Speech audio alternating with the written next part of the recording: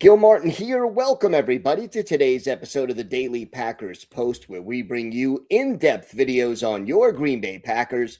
We have new episodes dropping every day, Monday through Friday, so hit the like button and subscribe so you never miss an episode. And also visit our website at thepackerspost.com for in-depth articles on your Green Bay Packers.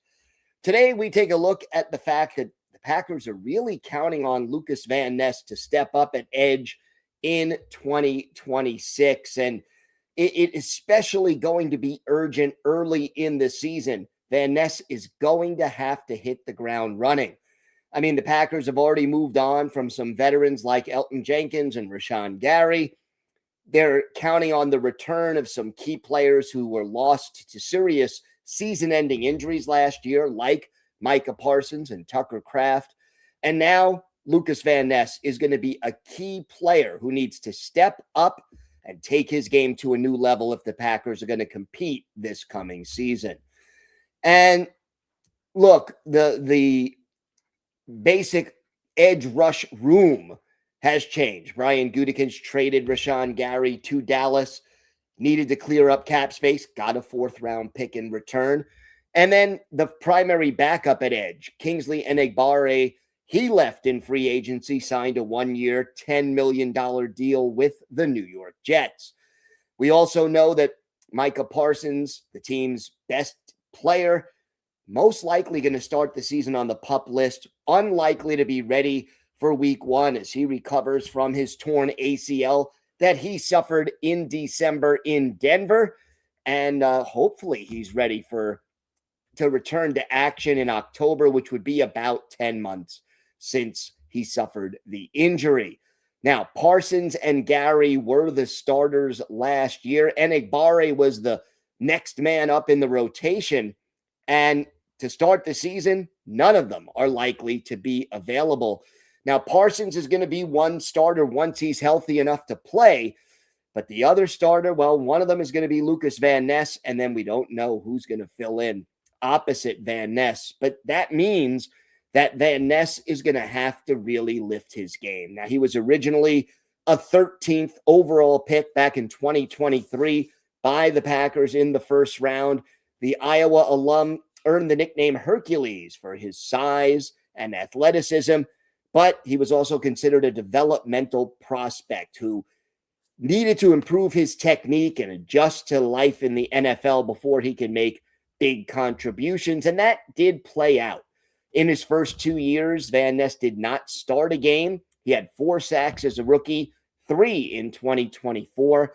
Last year, Van Ness only played 9 games due to injuries, but he started 2 the first 2 starts of his career. He recorded 1.5 sacks and 7 quarterback hits, made 19 total tackles, including 3 tackles for loss.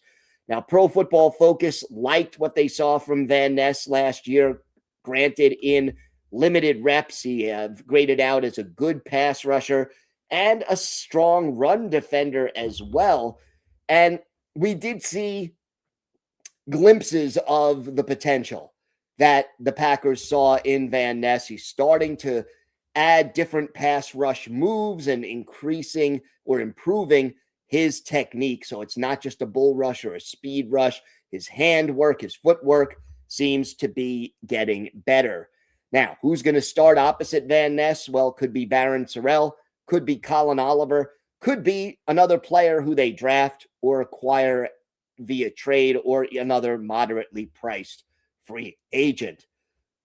But Van Ness is going to play a much bigger role this coming season. And by May of this offseason, Brian Gutekunst needs to figure out whether or not to pick up the 5th-year option on Van Ness's contract. That is about a $15 million question if they sign him to the 1-year, $15 million deal, or they could try to extend him and then lower that cap hit for 2027, or you let him go, much like they did Quay Walker this offseason, and let him test free agency. Gutekunst sounded like he was willing or looking to extend Van Ness. He said at the combine, it's about what we think he's going to do in the future, not what he's done in the past. So that's kind of how we look at things. We did that with Devontae Wyatt last year, and if that's the decision we decide to do, I won't have a problem with that at all. He was playing very well for us. It's always tough to get back to that level when you have that pause in the season. Now we feel really good about him, where he's headed, what he's done for us so far, and what he'll do for us in the future. So 2026 going to be critical for Lukas Van Ness, and he's going to have to contribute, take on a bigger role, and produce some pressure on opposing quarterbacks, especially until Micah Parsons is back in the lineup and then back at 100%. So can he do it? The Packers certainly hope so. They're counting on him, and we'll see the results once the season starts in September. Visit our website at thepackerspost.com for in-depth articles on your Green Bay Packers. Here on YouTube, hit the like button and subscribe so you never miss an episode of the Daily Packers Post. I'm Gil Martin. Have a great day, everybody. Stay safe, and of course, go Pack Go.